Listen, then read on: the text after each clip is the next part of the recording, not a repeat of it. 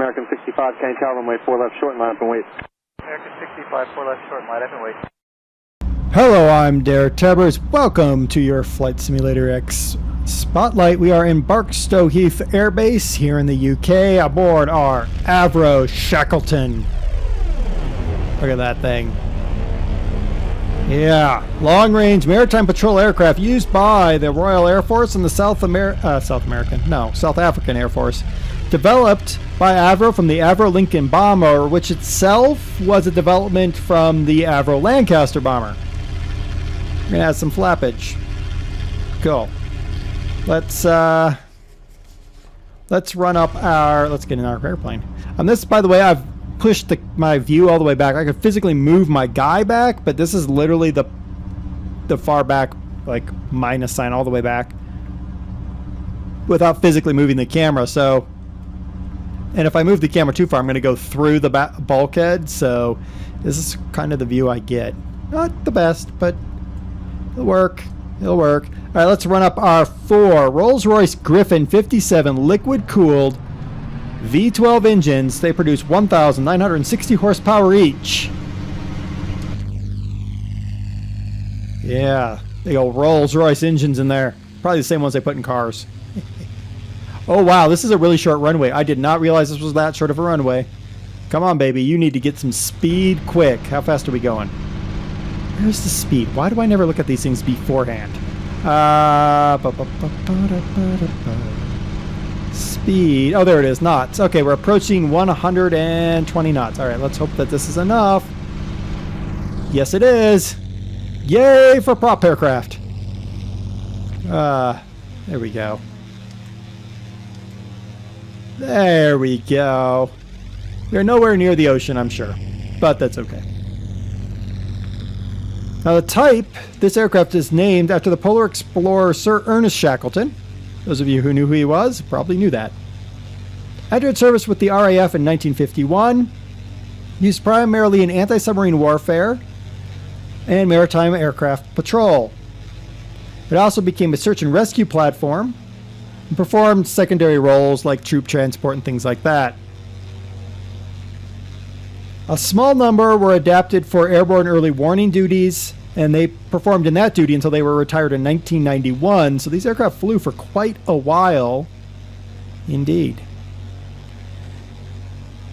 Now, the main reason this aircraft was built was they anticipated that during the Cold War they were going to have to deal with Soviet bombers, and that this aircraft, you know what, we're going to land at this airport here. This aircraft would do just that. Now, the development upon the Lincoln was significant. So this aircraft doesn't really, if you ever look at a Lincoln bomber, this aircraft will not look anything like a Lincoln bomber because they needed such development for the role that it was going to be given. Now, the Type 716 Shackleton MR3, which is what this is an MR3 Shackleton, was redesigned in response to crew feedback. Gave it a tricycle undercarriage because originally it was a tail dragger. Fuselage was increased in all of its main dimensions. Had new wings with better ailerons and tip tanks. All that was added onto the aircraft because the crew said this needs to change. This aircraft could carry homing torpedoes and the Mark 101 Lulu nuclear depth charge. Again, with the nuclear depth charges. They improved the sound deadening on this aircraft over the previous ones. They added a proper galley and sleeping space because this aircraft would do long-range patrols. So you'd actually want a galley. You'd want sleeping space because you'd have multiple crews serving aboard this aircraft during the course of its mission. It would be expected to be up in the air for an extended period of time to perform its job. Is that not a beautiful sound right there? Oh yeah, thumping engines. I love it when the mod authors do stuff like that.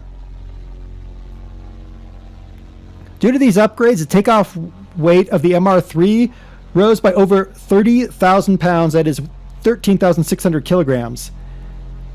And in order to take off properly, it required assistance from Armstrong Siddeley Viper Mk203 turbojets. She needed JTOW. We did not need JTOW. We weren't running a full load. I made sure of that.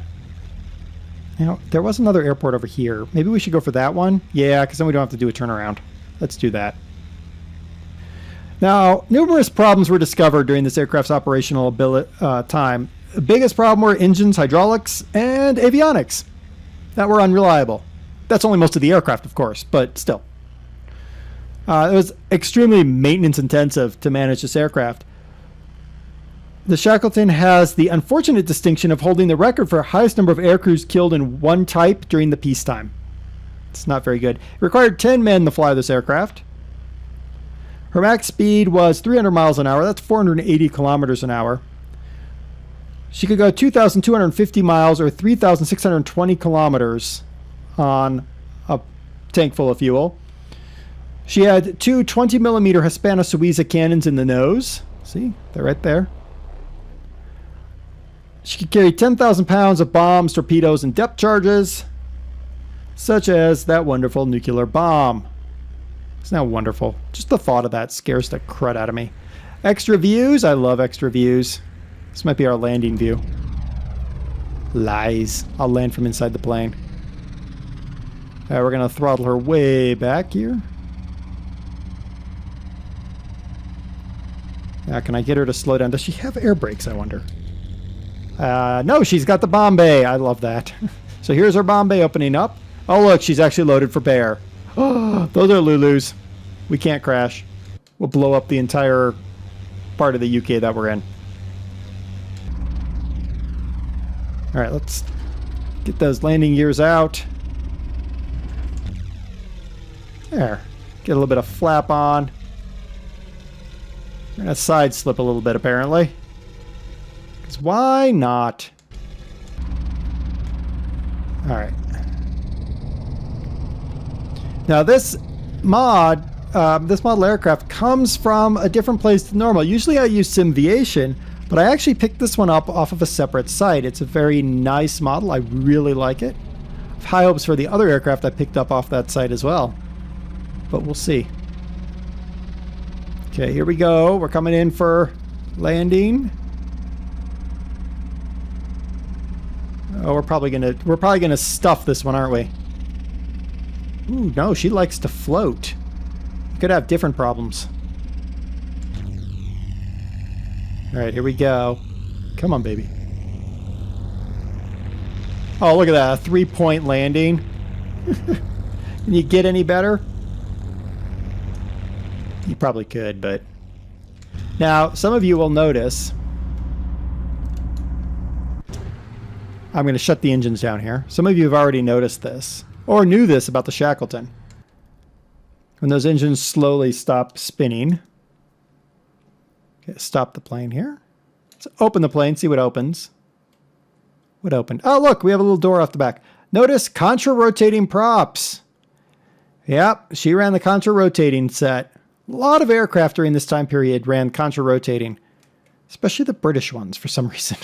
I don't know why. I don't know why. But there we go. Look at that. That's beautiful. All right, let's get back in the plane. Shift 1. Oh, look, a heads-up display. That's pretty cool. 2, there's our radios. There's our GPS. And that's it. So we get a HUD, which is actually pretty cool. That's a nice addition. And then this cockpit just looks beautifully done. Beautifully done. Definitely a nice aircraft. Cool aircraft to check out, especially if you like that early Cold War time, or you like some interesting British aircraft. This would qualify, in my opinion, as an interesting British aircraft. It is the Avro Shackleton. I've been DerTebbers. This has been your Flight Simulator X Plane Spotlight. The link to this airplane is down in the description as always. It is definitely worth checking out for your hangar.